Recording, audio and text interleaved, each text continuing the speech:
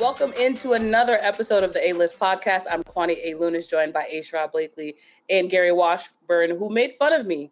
If you're watching this, I know some people listen, but I'm wearing a hat because I just came from the gym and I look sweaty, so I'm just trying to keep it all together. Listen, LL Kwani A. Don't try to take the attention off that cap, LL Kwani A. We are addressing it from the top. I am addressing why I'm wearing a hat. It's because I went to the gym and I'm a little sweaty looking, so I'm trying to. Can we show a picture of LL with his Kango? I think the younger generation probably don't know the LL reference.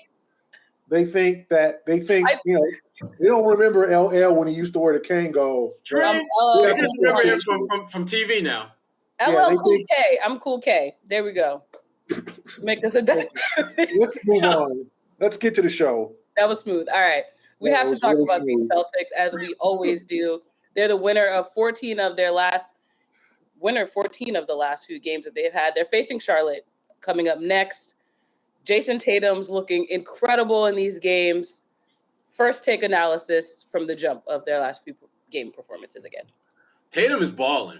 Balling like we've never seen him before. We've seen him have stretches where he looked dominant, but there are two things are happening now. Not only is he looking dominant, but he's looking dominant against dominant players. I mean, how many times have we seen Kevin Durant outplayed by someone that isn't already established? And he was outplayed. And Kevin Durant is still an amazingly awesome player. Absolutely. Not taking no shade, taking nothing away from him. But he got outplayed. When the Celtics were in Philly, same thing with Embiid. He got outplayed. You start looking at the resume that Tatum is putting together. The team's winning. He's playing great, and he is outperforming the best of the best. When you start doing that, it's not even so much about how he's a pretty good player. He's setting himself apart as one of the best in the game right now. Yeah, I mean, I think Jayson is playing great ball. I think he carried the team against Brooklyn. And I've said, and I've asked him, when you get in these situations where you face the game's greats, it was, Trae Young, and then it was Ja Morant, and then it was Kyrie and Durant, you got to feel like you're the best MF on the floor. Like that's how the greats do it. You can't be, well, I went to your basketball camp, Kevin. Yeah. You're still the great. No, man. Give me your jersey after the game. Yeah, no. Like the tweet where he asked LeBron for a photo, Jayson, hug Deuce after the game, hug your mama, all that great when the game is over. When you are on the floor, Jayson, be a killer, an attacker, take their hearts out. That's what the greats. You see Jordan doing though. Hey guys, I looked up to you, Dr. J. No, he trying to take his heart out. And Deuce did that to Jordan. And LeBron and the same thing. LeBron did that. Like, you have to prove you're the best on the floor.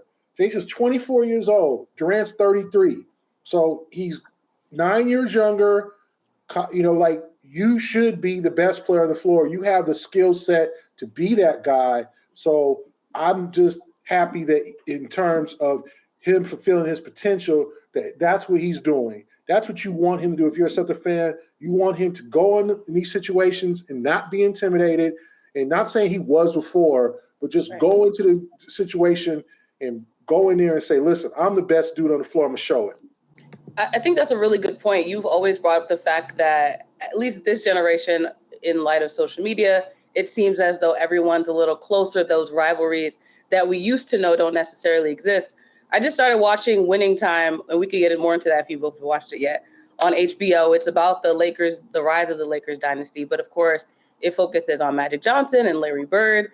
And that transition is to say that now we have Jayson Tatum being in the conversation like Larry Bird, where he dropped 54 points and has had 4 50-point games over the last past season. So is this time to put Tatum in one of the conversations? I know it's always premature, but would you start to put him in a conversation of eventually becoming one of these all-time greats? Go ahead, Gary. I think for this year, you put him in a conversation to be an all-NBA. Mm-hmm. Okay, I think he got left off the team last year, lost his $30 million. I think he's late erasing any doubts about being all-NBA. I do think that he's already the 20th all-time leading scorer for the Celtics. Which is not, he's 24. If he spends his career in Boston, yeah, the number 0 is getting raised to the rafter, all that. The world is in front of him. The world he can call his shot. Stay healthy, stay out of trouble, keep your focus, do your thing. He can be one of the all-time greats. He's 24 years old. He's the prime reason, like the way you do it. You're one and done. You get your chops early. You become a supreme player by the time you're 23, 24 years old. So your prime lasts longer, and then you make all this money like Kobe did and LeBron did, and then you become one of the all-time greats. He is on that road. It's hard to say, oh, he's destined, but if you look at the greats of his age, Kobe in 2000, Kobe's 24 in 2002. He already won a couple championships because Kobe came out at 18. LeBron in 2007. LeBron was serving fools. He was serving, Sherrod's Pistons with 25 straight points in 2007 or whatever. So, like, Tatum is approaching that. He's not quite at that level yet, but he's approaching that prime, and his prime should last 5 to 6 years, where 25, 26 to 31, and then, put up all those numbers. And so he's on that road. Not saying he's going to do it. Right. Things have to happen right for him. But, yeah, he has put himself in that position. We have a tendency to project what guys are going to do and almost look at it as kind of like in the investment world, looking at futures for guys. And Tatum right now, I mean, you look at his metrics at this point in his career, 4+ seasons into it, compared to the other greats, he's frankly at where they were or ahead of them in almost every metric. It seems damn near every 2-3 months, Tatum is doing something that no Celtic at that age had ever done before. And for him to be having that type of significant impact at such an early stage relative to others historically, who at that point he's ahead of them, it speaks to where he's trending. It speaks to where he's at in the whole grand pantheon of all-time great Celtics. As Gary pointed out, he is on that road. But the one thing I will say that I think gives Tatum a bit of an advantage is that, unlike a lot of those guys, they either played with a lot of other Hall of Fame type players, or they gradually built themselves up into being a Hall of Fame player themselves. He's somewhere in the middle. Because remember, this guy played with Kyrie Irving at an early age. He's played with guys who was incredibly dynamic in various mile markers of their careers. He saw the best in Isaiah Thomas. Again, Kyrie, Kemba Walker. And he learned a little bit from all those guys, and he had a little bit more success early on compared to some other guys who maybe were drafted where he was in his class. And it's built him to where he's at now, where this is his team. And I think we sometimes forget that this is really the first year that it has been his team with no safety net. There is no other elder all-star caliber player around now. He's had that with Kemba. He had that with Kyrie. Younger Al Horford was in that category as well. Jalen is a good player, but Jalen is not a seasoned veteran of the all-star experience the way those other guys are. So my point is this. Jayson Tatum is emerging into this incredibly talented, can put the weight of the franchise on his back, and he is at that sweet spot, folks, where fellas in his class, he is catching them and giving them the business. OGs, yup, I got something for y'all too. Kevin Durant, Trae Young, bring them all. I got this. And that, to me, is what's separating him from a lot of other guys that we talk about. They're either already established OGs in the all-star pantheon of greatness, or they're just basically outperforming young bucks. Tatum is everyone is catching them bullets from Tatum right now. Everyone is catching them. And on the opposite end of the floor, we saw a tweet from Grant Williams talking about the Celtics being the number 1 defense in the league right now. They're teetering with the Warriors back and forth. But he also put in that tweet that Robert Williams III and Marcus Smart are 2 players that you don't want to get caught on if you're an NBA player, being defended on the floor. So do you think the 2 of them should be highly considered as defensive players of the year? Well, I had a conversation with our good friend Robert Williams III, and I asked him about that. And I can't really repeat all the words he said because some of them are not for not safe for the children that may be listening. Yeah, but basically his point was there's no way in the world that Marcus Smart should not be, forget about the conversation. He should be that guy. And here's the thing. This year, maybe more than any other season, this is the best shot Marcus Smart is going to have at winning that award, because there really is no clear-cut leader of the pack when it comes to Defensive Player of the Year. When you think about the guys who typically are in the hunt for that, Draymond Green has been injured for significant stretches. Rudy Gobert, he's been pretty good, but his team hasn't been as dominant defensively as they've been in the past. And his stats, while good, they're not all that significantly better than when you look at a guy like Robert Williams, who, again, I think has emerged, but I don't think he has the body of work. Marcus Smart has been the difference maker on the best defensive team in the NBA. He has led this troop. He has led them in terms of his actions. He's led them in terms of his words. And he's led them in terms of what matters more than anything else, winning the damn game. Marcus Smart he's been that guy. He's been that guy. And the thinking is pretty simple. I mean, if you're the best defensive player on the best defensive team, at a minimum, you should be in the conversation. But when you start looking at what he's doing, even from a metric standpoint, it's pretty clear that Marcus Smart should be in that conversation and be the first guard to get serious consideration for that award, probably since Gary Payton. Yeah, I think that he, like Sherrod said, this might be his best chance. I know he missed some games earlier this season with the calf injury, but I want to say the quad injury. I know he's been a little banged up, but I think that he has definitely been that bulldog kind of defender, and I think Sherrod's also right in the sense that there isn't a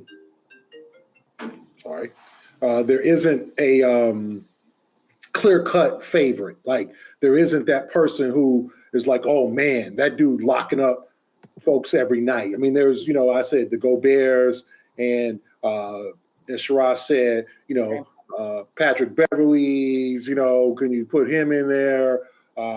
Is there a guy that's like just standing out? Ben Simmons ain't playing this year. Ben Simmons I voted for him last year, when he actually played. And so obviously he ain't a candidate. Like Sherrod said with Draymond was probably the front runner until he got hurt. So there's a lot of guys who just kind of are not having great years. So I think if the Celtics end up being one of the top 2-3 defenses in the NBA, Smart's got a good shot, because usually it is a big man, the guy who's rim protecting, but there isn't that guy this year that you look in the league and you're like, Anthony Davis has not played a lot this year. There is not that shutdown, defender in the league like there has been in previous years. And the guys that are playing, I think, really good defense. Like when I look at a guy like Joel Embiid, when I look at a guy like Giannis Antetokounmpo, very good defenders, but because of what they do at the other end of the floor, you don't really recognize or appreciate what they're doing defensively. And I think that works in Marcus's favor because people aren't paying no attention to what the hell he's doing on offense. When they think about Marcus Smart, the player, it's like he plays defense. That's kind of what he do. He doesn't suck offensively, but his defense is so much significantly better. That becomes the narrative that people lock into. And when you lock into that narrative, you look at the fact that, statistically speaking, he's right up there with the best wings. The only other wing I think is playing pretty close to him is Mikal Bridges in Phoenix, who has been – Mikal Bridges probably might get votes, yes. Yeah, he's going to get some votes. But Marcus Smart is as good or better than him. The team's defense is better than Phoenix's. And, again, he's kind of like – when I was talking about Giannis and Joel, Mikal's a good offensive player. And he's seen more as a two-way guy, whereas Marcus is seen as a defender who can knock down some shots from time to time.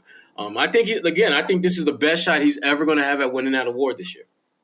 I love that point because I would like to think that Celtics fans, really since the time that I've gotten to Boston, they've always seen Marcus Smart as their defensive player of the year, obviously with that Celtics Boston bias. But to that point, the fact that they are the number one defensive team, and that's giving media attention to the Celtics overall, but also the fact that he is obviously the defensive leader. I think do give him a shot, because I can't think of a year where Celtics fans have not said we want Marcus as our defensive player of the year. But the focus wasn't on Boston at that time, so that makes a lot of sense. And we are looking forward to the Celtics Hornets matchup. There are a lot of storylines usually when they play opponents like that. We have Terry Rozier, Lonzo Mello Ball. But of course, the big story is Isaiah Thomas, who has been making some news. What do you guys think we'll see from this reunion of sorts with the Boston Celtics and Isaiah Thomas on the floor? Kwani, I just hope that happens. I hope he gets on the floor, because after they signed him, they played him, and then they didn't play him at all. Gary and I were both talking like we gonna see him there, so I'm like, maybe we will.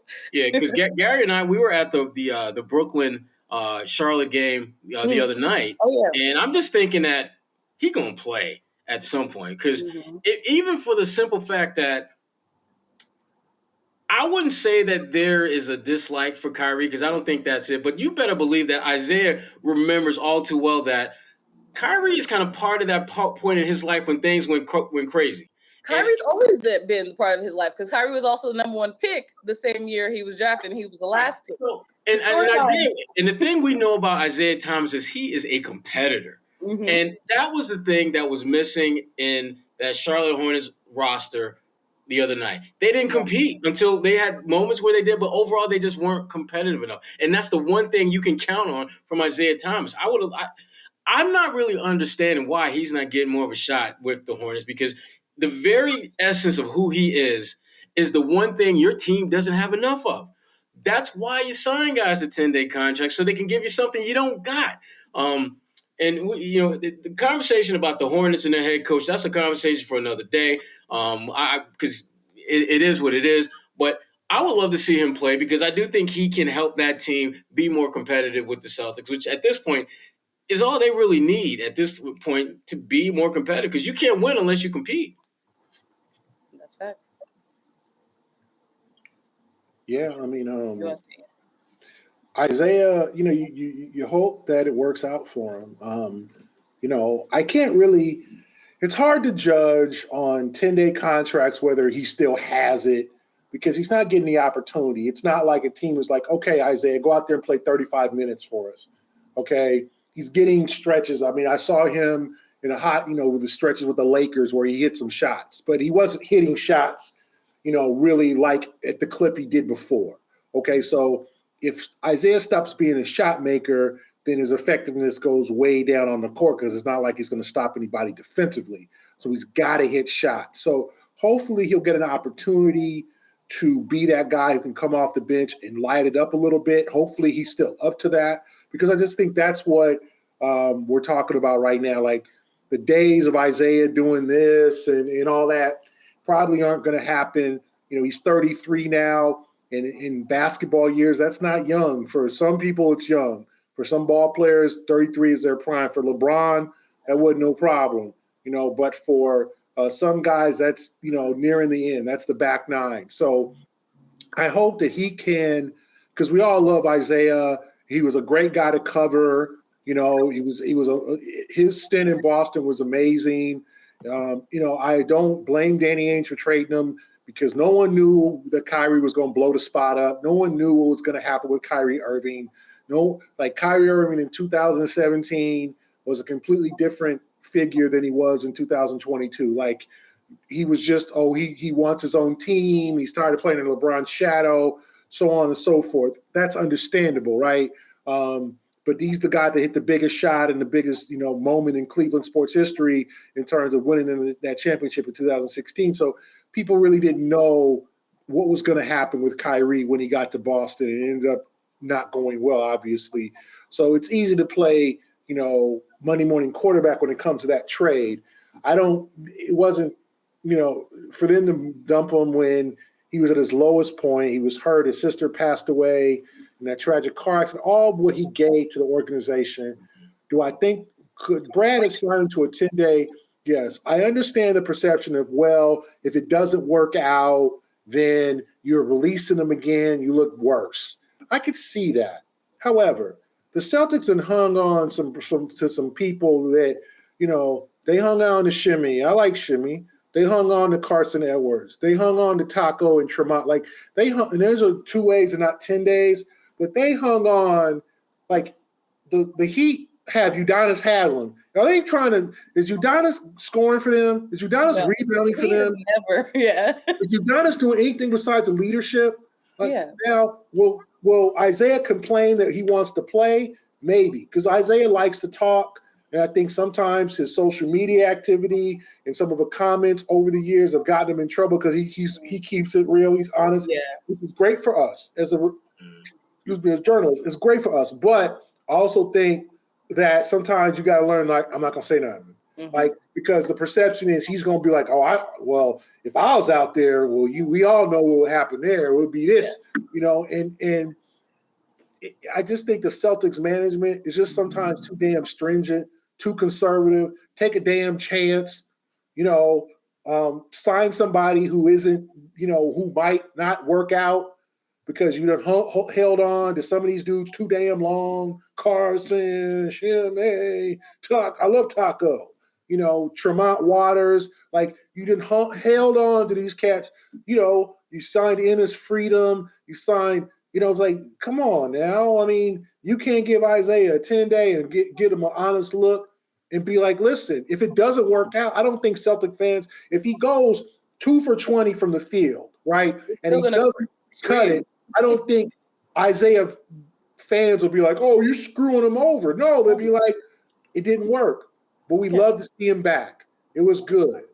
Now, I just don't like. I think he made a point. I think it was his comments were sad. Yeah. It was revealing that Brad. He's like, "Damn, Brad, really?" But they signed in Keelan Pitts, and that brother ain't played. They signed Al Farouk Aminu. They signed. They just got Nick Stauskas. Yeah, they signed. Who's out of the league?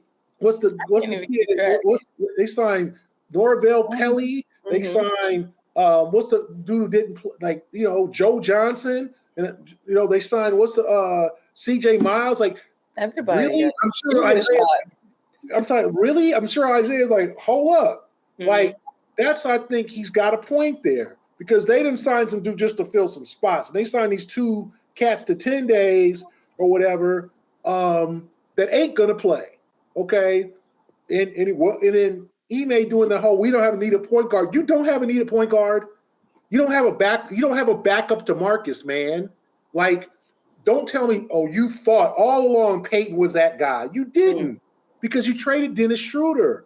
Okay, so who's your backup? Peyton? The guy you didn't play for the first half of the year? That we had no issues. We knew, stop that. You didn't have confidence in Peyton. So don't act like point guard wasn't an issue. It was. And Isaiah ain't no true point. So you can play him at the 2. So that whole thing, we didn't ever needed a point guard. Yes, you did. They probably need another point guard right now. You trust Peyton and I like Peyton. He's hitting shots, but do you trust him for the rest of the season through the playoffs as being a primary backup point guard? Or could they use another ball hand? Could they use a DJ Augustine? Could they use that? Someone like that? Somebody just, control the offense. Okay, this play we're going to run. Jason, you set the play. That type of commanding floor presence. Could they? Yes. So the whole we don't need a point guard when you just traded your backup point guard. Come on, man. Like, I get it. You don't want to bring him back. He doesn't defend. Okay. Isaiah defended back then. Isaiah was a great he's a stopper back then. Isaiah was Gary Payton 5 years ago? No. You don't sign him for his defense. You sign him to his shots to give your organization a boost. And honestly, you owe him one. You dealt him when he played on a bad hip for 3 months. And so I'm not saying if it doesn't work, it doesn't work. If he's 2 for 30 from the field, Isaiah, it was nice. But the Heat, that's the difference. The Heat, why they bring back Haslem back? It ain't the play. You got roster spots open. You done wasted roster spots over the years because you were afraid to admit that you messed up in the draft. Mm-hmm. They held on to Romeo and they traded Romeo away. Romeo's a prospect till we find the right deal for his ass. Like, to me, I understand the reasoning, but it's that conservative Celtic thing that you want that type of culture where people feel like they can come back to the organization and be welcomed, and they can be they're a Celtic for life, and you give him a shot. Not saying sign him for the year. I'm not saying sign him for a 2-year deal, but you just signed Nick Stauskas for 2 years off the street. Like, Isaiah is like, hold up. Like, I think he's got an argument. Yes. Like, I do think it's kind of messed up. Yes. It's the business of the league. It's a big boy league, big girl league. So you grow up and you wipe the tears off your face and keep it moving. But I do think Isaiah had a point. I do think the Celtics could have did him solid, took a look at him. Yeah. If it didn't work, I thought they should have kept Joe Johnson, from my opinion. I did too. Like a 40-year-old dude he couldn't help your young guys, but you got Bruno Fernando? Like, what are we doing? Like, come on. If you're going to use your roster spots and you're going to make it a prospect, okay, a guy's like, no, we ain't letting that dude going to be some, or, if you, use it on Sam Hauser. You think Sam Hauser can be a shooter? No problem. He probably can. He's got that potential to grow into a shooter for next year. But you had Bruno Fernando, Enes Kanter. You was wasting roster spots. You had Romeo chilling. Like, to me, you could. And then I said, Alfred Camino, CJ Miles, Norvell Pelly, the two guys now, they signed Justin Jackson. Like, hey, come on. I just like, man, I can't get a 10-day because I'm afraid that Celtic faithful that the Isaiah contingent is going to have a problem if you let him go. See, like, no. That's like, deal with that if that's what happens. You know what? I think the bigger concern about bringing him back wasn't so much that he didn't have anything left in the tank, but what if he does? What does that mean to your team dynamics going forward? What does that mean to Peyton Pritchard, who at that point, if he comes in, he's balling out, bye-bye Peyton, because they really don't have value for it at that point. And if for some reason he's pretty good but not great, what is that going to do to Peyton's development? What is that going to do to the Tatum-Brown dynamic? Because remember, you're bringing a guy back who obviously has been out of the game for more than a hot minute, but this is a guy that was a top 5 finisher in the league MVP race. This is a guy who has played at the highest of levels in the most critical games with the kind of emotional baggage that most guys would keep their ass home, let alone show up in the gym, let alone show up in the gym and show out on the court like he did. Bringing a guy that has all that in him, it forces you to potentially reevaluate how you do everything. If you don't want to have that issue, if you don't want to have that potential, what do? Exactly what they did. Nothing. And you try to explain it away, but the more you talk about it, the less sense you make while you're talking about it. It does zero harm to bring in a guy who has given more to this organization than any individual player in the last 10 years. When you talk about the things he played through, the level in which he played at, it doesn't make any sense other than the fact that this might be a guy that could potentially change the trajectory of a lot of players that you already invested heavily in, and you don't want to deal with that. And listen, no shade at Brad Stevens for doing that, because Gary, to the point that you made, Gary, about how they have a tendency to hold on to guys longer, I don't think that's a problem for Brad Stevens.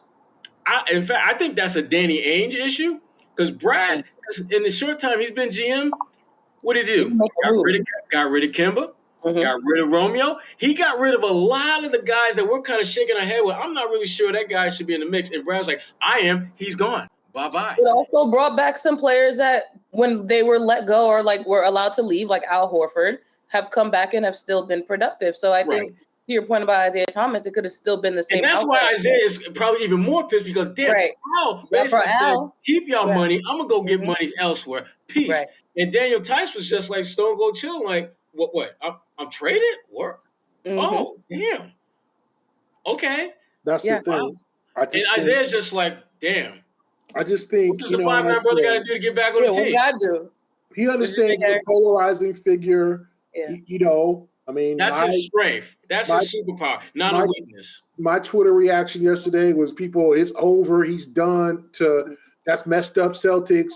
You ain't treating him right. It's either or, right? But I do think that the organization does owe him a solid. He literally risked his career. He took a bullet, as I asked him the other day, for all the players who were criticized for not playing hurt. The Kawhis and the Damian Lillards, all these guys, you could get out there playing hurt, man. You ain't like the 70s, 80s. Magic was playing with, no. Isaiah was like, I cost myself $50, $60, $70 million playing on a bad hip for your organization, taking y'all to the Eastern Conference Finals. Mm-hmm. And y'all can't sign me to attend. Y'all can't take a look at me.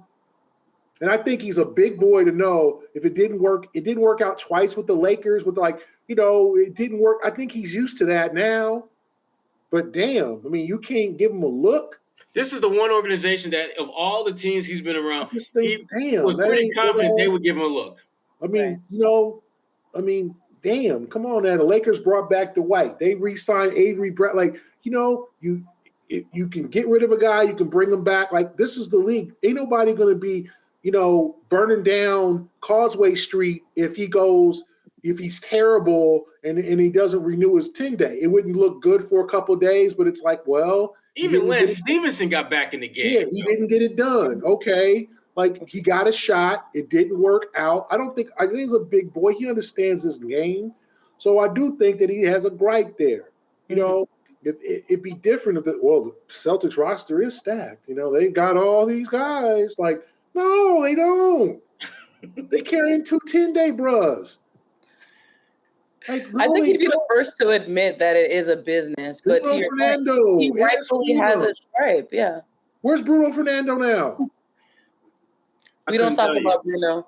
Is he? Where's Ennis? Like, you were carrying guys. Criticizing the where's Carson Edwards? Yeah. Where's Carson? Like, you're carrying guys. Where's Tremont? Like, you were carrying guys over the years that aren't NBA caliber players, and you holding on to them cats. Like, to me, don't tell me Isaiah done forgot all how to score. Don't tell me he scored 47-5 in the damn G League, 41 points. I was about to say, how to shoot. He still played basketball. Come on. Let's be honest. The Celtics think Nick Scouses ain't forgot how to shoot. He scored 57, and they signed him to a 2-year deal, non-guaranteed next year. But his agent, there's 5 teams. There was 5 teams after that dude.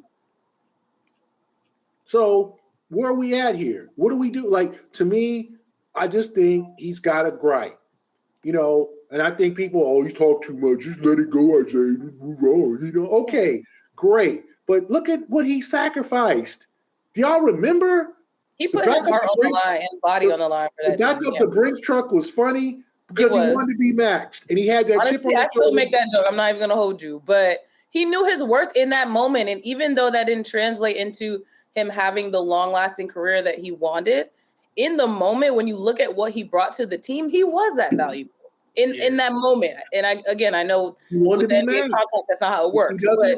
If Karl Anthony Towns doesn't land on his hip on a drive, he gets maxed. Mm-hmm. And I think, Isaiah at that point, Gary, we've talked about having like a sucker list. Isaiah Thomas, I think, had a I'm better than that MF list. And when he was coming up on free agency, he's like, he got that much, I bust him and his team. He getting this much? Yup, I took them to school too. That dude, yup, he got the homeschool treatment because I went in his crib and dropped 35 on him in front of his daddy and his mama.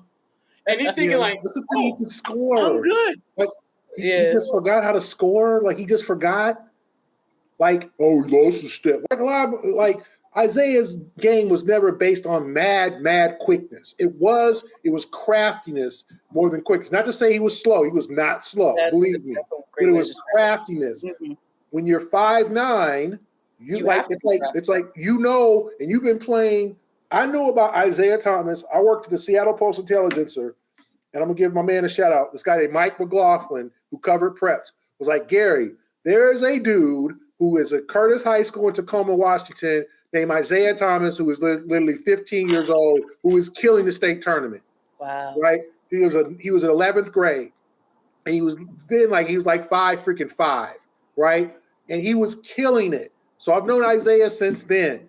Then he committed to Washington. So I've been following Isaiah since he's 15 years old. You're small and you know how to play against bigger players your whole life. You know how to get into the paint, to score. All of them. Remember they were switching. Washington was switching Markieff Morris onto him, and he scored on Markieff. Like 6'11" Markieff. He was embarrassing him. Like, don't tell me he didn't forget all that. He hasn't. I'm not saying he's an all-star. I'm not saying he hasn't lost step. He's 33. But don't tell me that some of these dudes on the end of these benches or the Celtics, the guys that Celtics have brought in over the last couple of years are better fit. And if this dude can be a leader, he says he can be a mentor.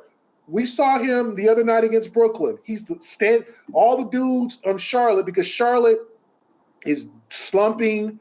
Okay, we can talk about how they've the biggest underachieving team all year. The Celtics were in front of that line. They're behind the Lakers. Yeah, in front of that line exactly till about 2 months ago, and now it's Charlotte and the Lakers. And there's Isaiah standing on the bench doing that. You know, like he's playing the role he's supposed to play.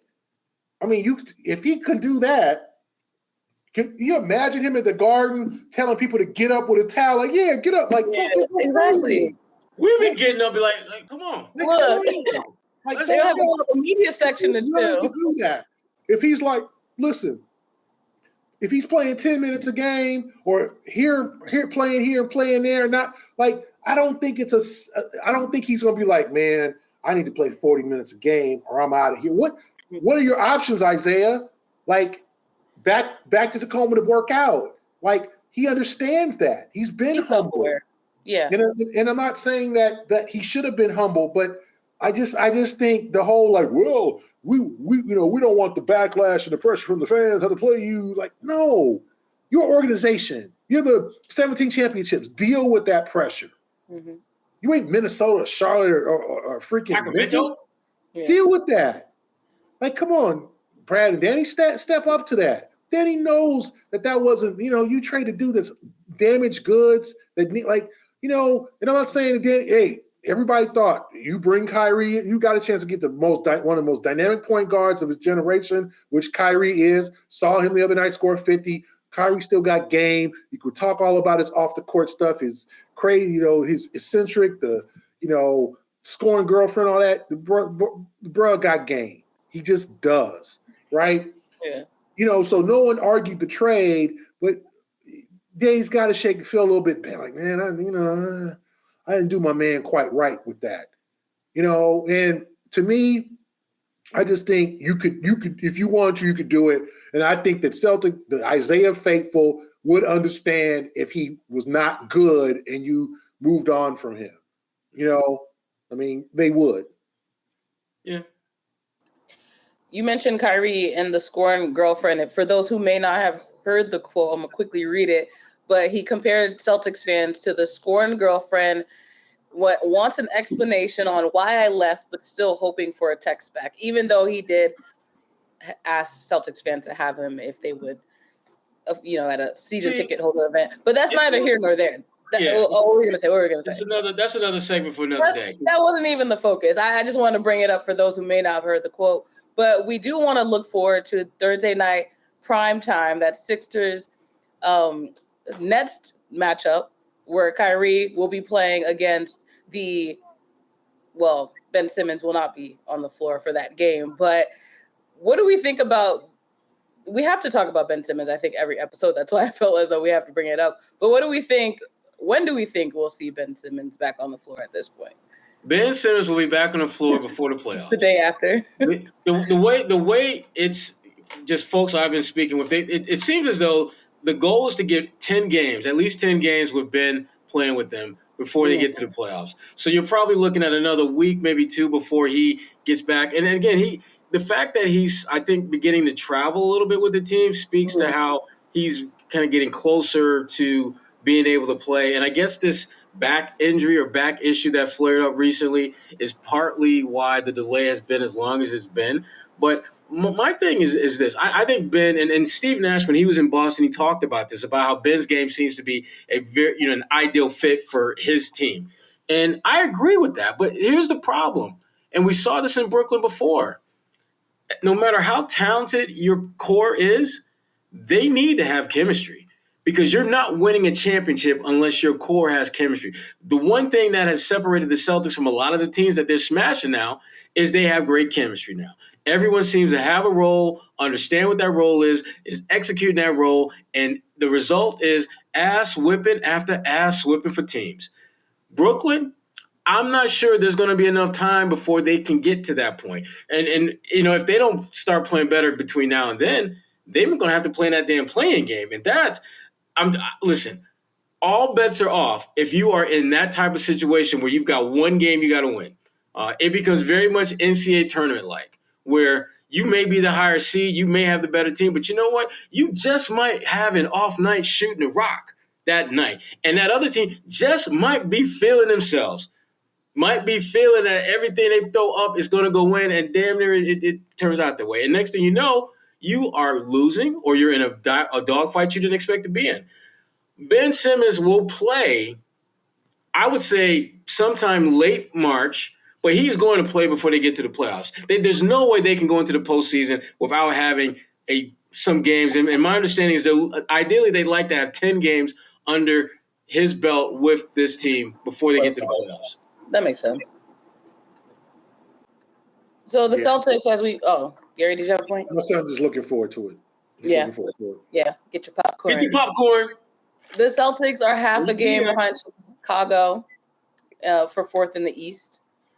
What are we thinking that they need to keep up with this next few games that they're going to have on this stretch? What do they need to do to keep this momentum of working their way up in the East? Because I think last week we said 4 might be the cap for them, but is it at this point? I don't think it is. I'll be real quick with this. I think there are just 2 things they need at this point: health and humility. Health to just keep their core guys healthy so that they're not having to reconfigure their rotation and stick with the guys who are playing now. And humility. Don't believe the hype.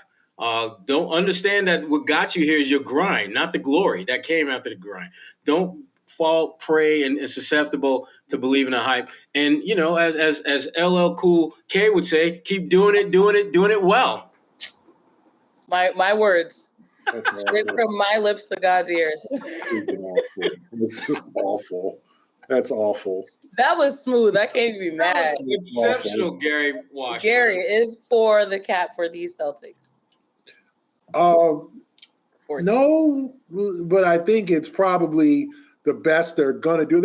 Their schedule is difficult to end. I mean, they've still got games: Dallas, Golden State, Denver, Utah, Toronto, Miami, Chicago, Milwaukee, Memphis. I mean, that's a tough road.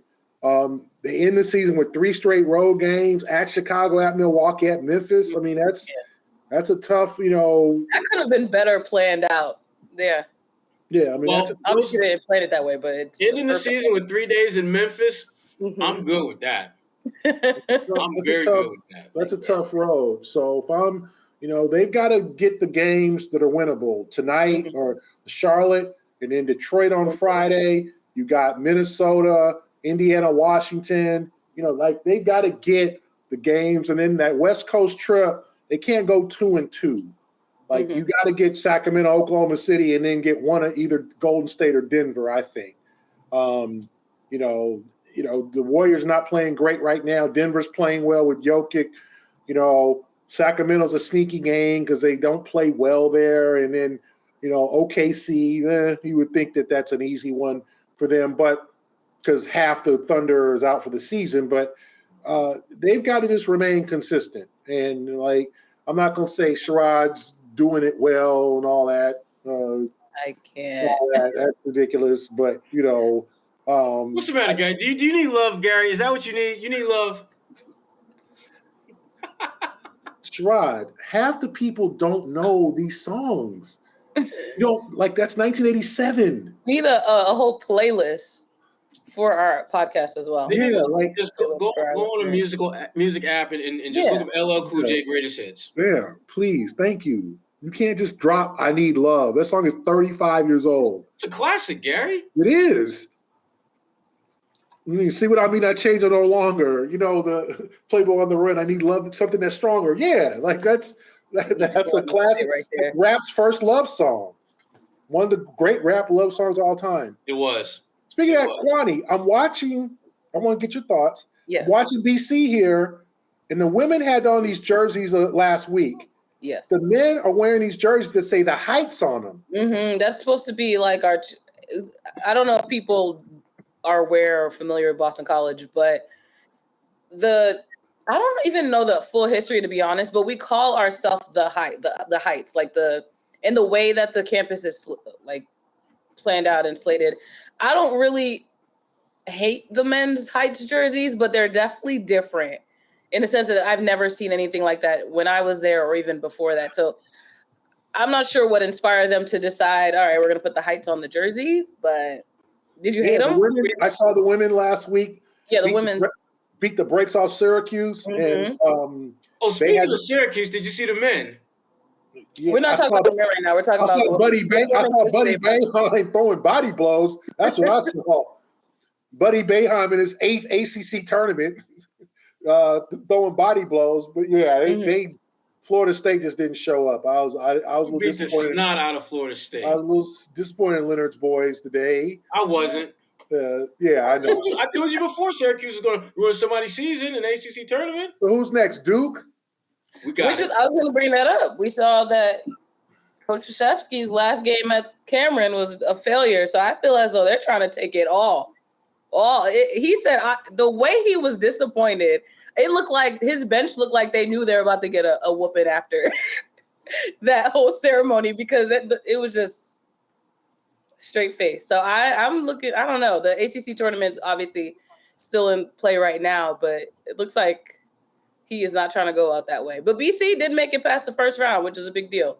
Yeah, playing Wake Forest. So we'll see. But good, I think BC's, I've talked to Dana Barros about this. Their potential to really grow and rise over the next couple of years. So, it's good to see them competitive. That recruiting game up. That's really what they need, and they need more shooters in general. They need to bring Dana on board the staff, but that's another story. They need better players, but yeah.